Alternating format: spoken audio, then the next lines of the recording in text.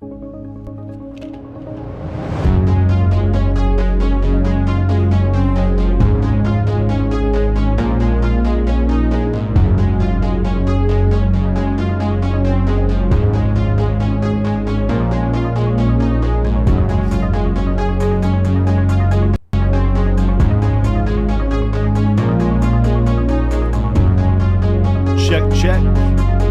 Oh, welcome into the Daily Deep Cut, brought to you by the Beat Sessions. I'm your host, Mitchell Weary. Happy Friday, everybody. Hope the week has been good to you. Hope the new year has been good to you so far, and that you got some fun stuff lined up for the weekend. I was a little disappointed by this first Friday of the year as far as album releases. I don't want to rag on Lil Baby, because, I mean, he's good, but I just feel like for all of us in this community, it wasn't really the start that we were hoping for, that we were wanting necessarily. So unfortunately, I'll keep digging around, but no album review today. That's why the Daily Deep Cut is a fun element to the channel now. If you guys are not familiar with this show, it's fairly brand new. The whole idea, obviously, a daily deep cut, song of the day, something fun that maybe you've never explored, maybe you haven't listened to it in a while, maybe you love it and you just need to, listen to it one more time. Whatever it might be, I hope you enjoy the song that we are getting ready to talk about. Before we do that, please like this video, share it, subscribe to the channel, do all the things to help me blow this project up in 2025.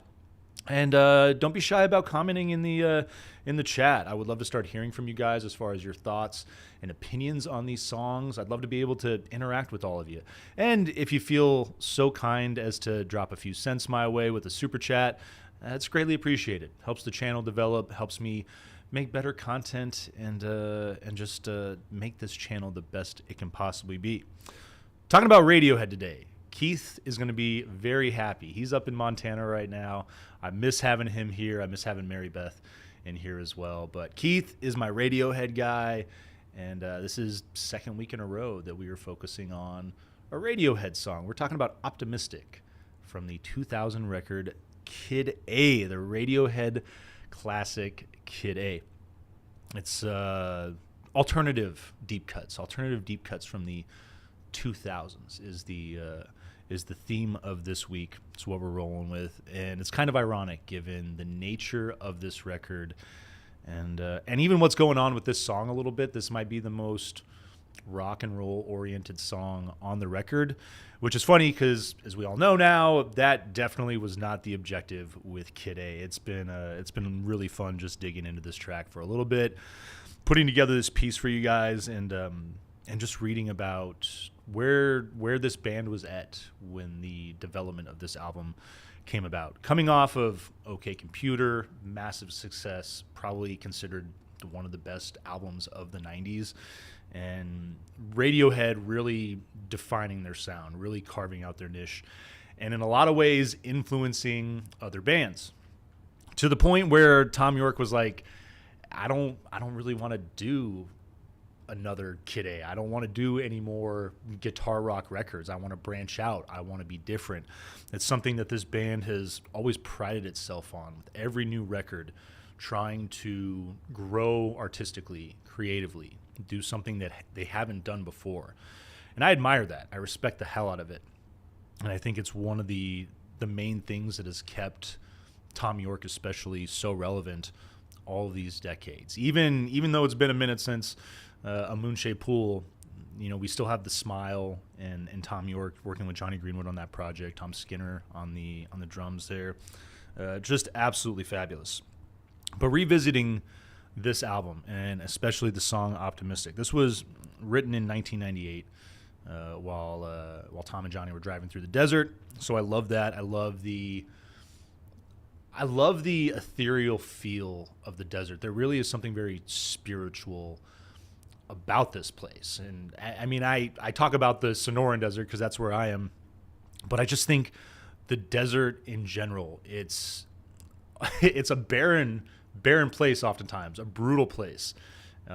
If you've ever been here, or if you've ever been to any desert, I feel like the Sonoran Desert in particular, everything out there is poisonous, sharp, pointy, it's a hostile place, but it's also gorgeous within the depths of that hostility.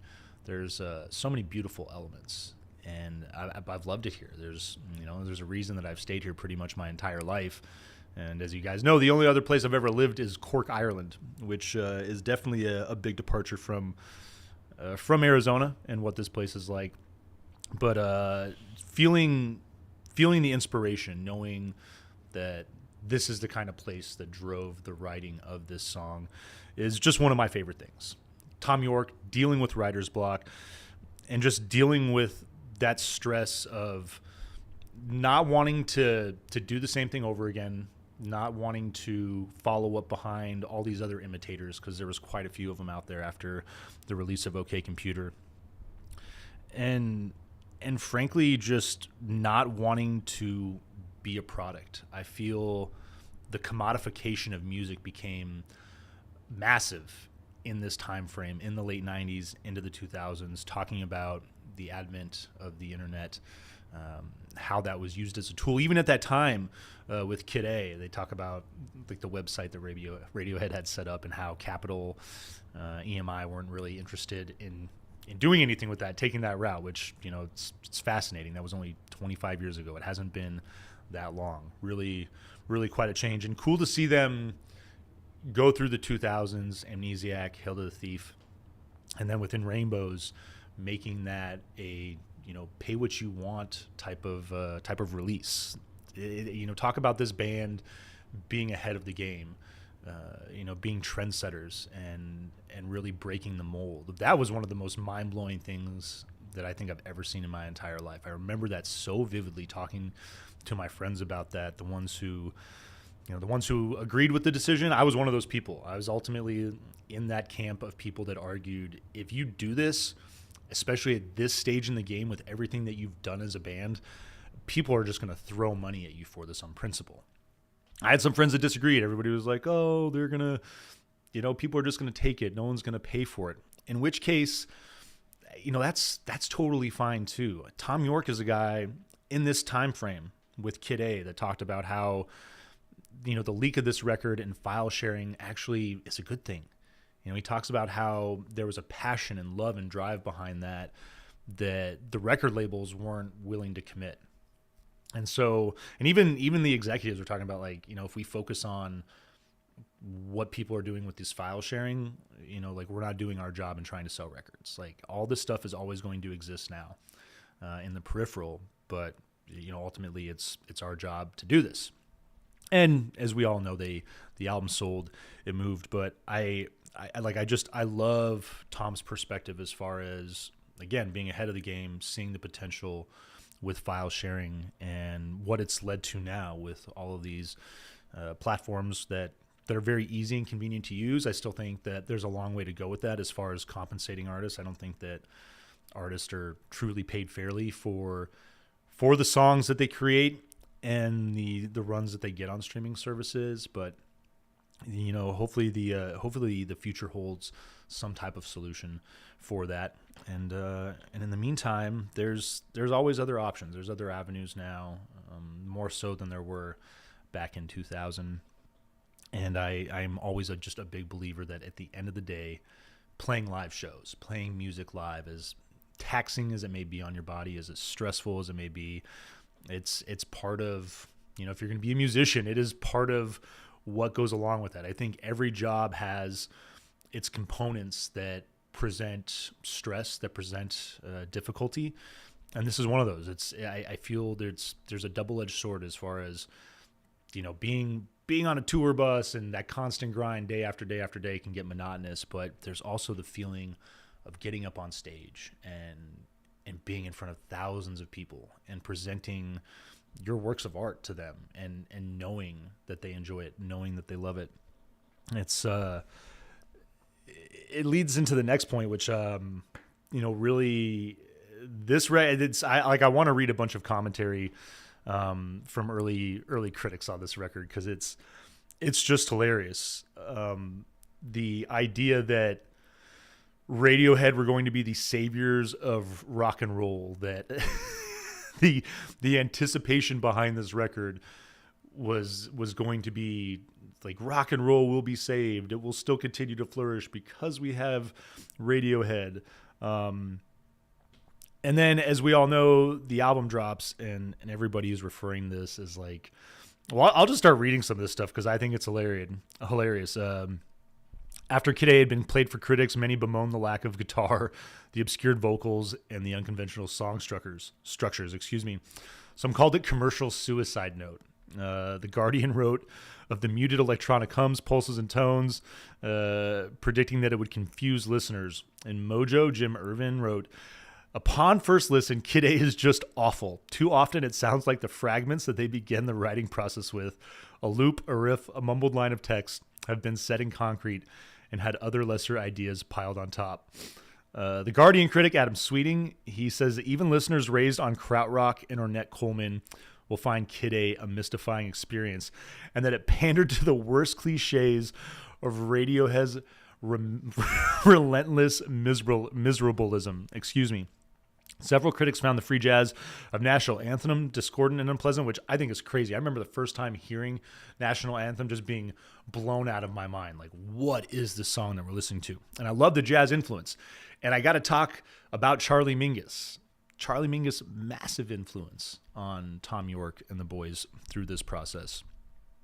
Born in Nogales, Arizona. I think he was raised mostly in L.A., but he is an Arizona product. About, maybe 50, 60 miles south of me is where he was born, and a hell of a bass player. So I love that. The influence of Aphex Twin, Otekra, the concept of krautrock is a big drive on this record. I love the influence of abstract hip hop, bands like Black Alicious. And then, talking about Talking Heads, Remain in Light. Tom York talks about how that was a massive influence. That and REM. REM was another big one. Michael Stipe and his perspective. Automatic for the People, coming out in 1992, was a big influence for this band.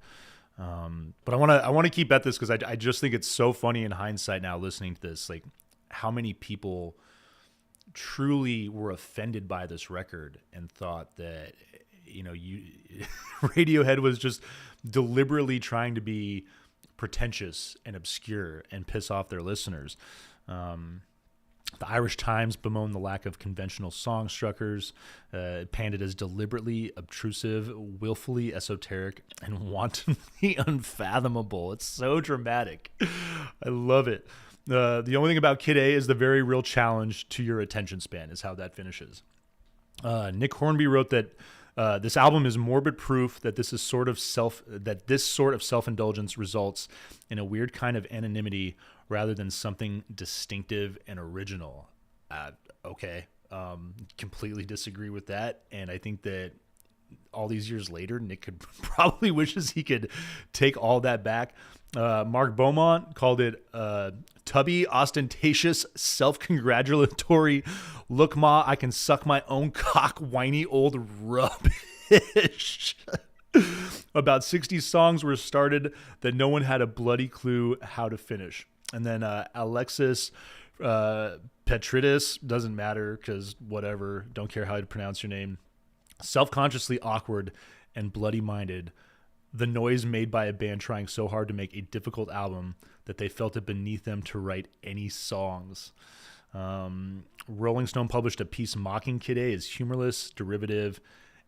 Like how is it derivative? Like I understand, like any other music, it is influenced by the people and the bands, the acts that I just mentioned. That is every musician that has ever existed. I wish there was a way to like go back in time and find the original maestro, the original person that just like started dinging on things and being like, hey guys, like check this out. I can sequence sounds and it sounds cool together. Not derivative in any way, shape, or form. Because it was decided that Radiohead were important and significant last time around, no one can accept the album as the crackpot art project it so obviously is. And then people go on to say it's just like a recycled Dark Side of the Moon solipsism, which, again, I completely disagree with that. Simply plowing furrows dug by DJ Shadow and Brian Eno. Brian Eno, massive influence. Obviously, Radiohead is driven by what Brian Eno the likes of David Byrne. I mean, all of these guys that came before them that laid that groundwork. It's just humanity. It's just how we do things, and there's nothing wrong with it. So I'll leave that to rest because we don't need to dwell on that for that long. But I thought it was so hilarious that in hindsight, you have a very different perspective on this record, and but this song too. This is a track that probably the most rock and roll oriented, probably the most old school Radiohead at the time oriented track on the record. And for the other band members too, I think that was important. Like Ed O'Brien, I feel like he was the one that was like the most outspoken about the difficulty in approaching this record creatively, writing these songs, and just wanting to be a part of it. But then there's a point where I feel like he and Philip Selway too, like they find this catharsis in knowing that they don't need to be involved in every song necessarily. It's not necessarily about all 5 players being gathered and being on every track. So that perspective, and finally, understanding the true potential of all the electronic instrumentation that they were playing around with and using at the time, I'm glad that they came around. I feel like the Kid A was a record that presented many moments for this band to call it quits, to just part ways, and to do their own thing. But thankfully they didn't. I mean, we have a modern classic because of it. Getting into to Optimistic though, talking about that kind of like old school feel. I love the way that this track opens up with these big rolling drums. So you got Philip there working, and then just the layers of guitar. There's acoustic, there's electric, and just the different riffs that are moving around each other as this thing opens up. I love the big soaring vocal from Tom as the track opens. There's this like really light melodic touch where that melody wasn't necessarily the goal for this record. It was more about creating an atmosphere, more about creating ambience. And so, and I think at the end of the day too, it's silly to say that. I think that there's so much on this record as a whole that is melodic, that is like musically just so remarkable. Even if it was unorthodox or, instrumentation that all of us weren't really accustomed to, as fans or just as, fans of music in general. But this track, it takes this kind of like darker turn as soon as the vocals hit. And it makes sense too, because starting to read the lyrics in verse 1, flies are buzzing around my head, vultures circling the dead, picking up every last crumb. And, like you can rag on Tom York for his miserableness, so to speak, but he's not wrong. He's not wrong in this time and place, at this stage in the music game, talking about the commercialization, the corporatization of the music industry, and the way that artists, even up to now, are treated. And I imagine there's probably so many points in Tom's life and the points of all these guys' lives where they just felt, pulled and picked at and ripped apart. And so I really dig those opening 3 lines. The big fish eat the little ones. The big fish eat the little ones. Not my problem. Give me some. It's just beautiful, laconic writing and straight to the point as far as it's the world that we live in. The big fish do eat the little ones. And for the rest of us that aren't on the receiving end of that, it's like, yeah, it's not my problem. Doesn't affect me. That sort of, I guess, passive, careless approach to the problems of the world, problems of people around you. But I feel often those are the first people that when they do have problems, they're quick to reach out for help. They're quick to beg, to communicate their despair. And so there's just a big sense of irony there. You can try the best you can. You can try the best you can. The best you can is good enough. And I love that line. I love that chorus. It comes from York's partner Rachel Owen, trying to get him out of that rut, get him out of his writer's block, and reminding him, like, dude, you're still Tom York, you know? Like, the best you can is going to be better than most people do. So, and I think in general, the idea of the line, all of us in our daily lives, who cares what other people are doing? Like, it doesn't matter. Like, if I was made envious by everybody else's music channel on YouTube and trying to mimic certain elements of other people's channels, or trying to live up to what other people done, I would just be miserable. There would be no point to this. It would defeat the purpose of what, not even necessarily I'm just trying to do here, like what all of us are trying to do. We're just trying to have an open place where we can chat about music, we can share opinions, we can agree, disagree, do all these things. And yeah, I think that at the end of the day, you need to focus on you and your efforts. And we all have our limitations.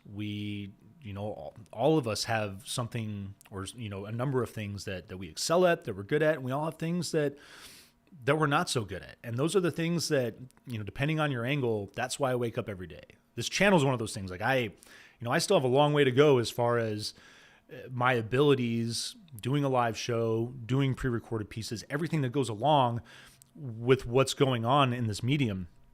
And I just think that, it's just important to remind yourself that you do have value, you do bring something to the table, and to not get into your head so much, to remember that, trying the best that you can is good enough at the end of the day. Like, if you put your heart and soul into something and you know that you made the most concerted effort to succeed and to do your best, that's it.